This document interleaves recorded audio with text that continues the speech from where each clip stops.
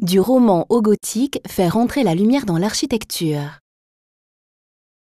Au début, les plafonds des églises étaient en bois, mais elles étaient fréquemment ravagées par les incendies. On a d'abord eu l'idée d'utiliser la pierre plutôt que le bois. Mais il fallait de très longs morceaux de pierre. Ceux-ci risquaient de se fendre en deux.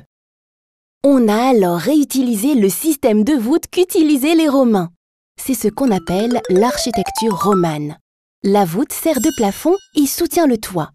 On l'appelle voûte en berceau, car elle est en forme de demi-cercle comme un berceau d'enfant mis à l'envers. La voûte en pierre est très lourde et s'appuie sur les murs. Pour qu'ils ne s'effondrent pas, ils doivent être très épais et soutenus par des contreforts à l'extérieur.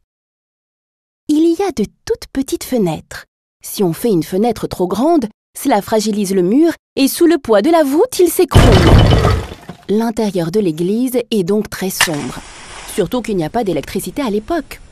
Or, pour les chrétiens, Dieu est lumière. Il faut donc trouver une solution pour la faire entrer dans l'église par de grandes fenêtres. C'est l'architecture gothique qui va résoudre ce problème. Plutôt qu'une voûte qui s'appuie sur tout le mur, les bâtisseurs imaginent une voûte soutenue par des arcs qui se croisent, la croisée d'ogive, et qui ne s'appuie que sur 4 piliers. Comme les murs ne portent plus la voûte, on peut faire ce que l'on veut à l'intérieur et ainsi faire de grandes fenêtres de toutes les couleurs que l'on appelle les vitraux. Comme à l'intérieur, le poids de la voûte repose sur les piliers, il faut aussi compenser à l'extérieur pour que les piliers ne s'écroulent pas. C'est le rôle des arcs-boutants.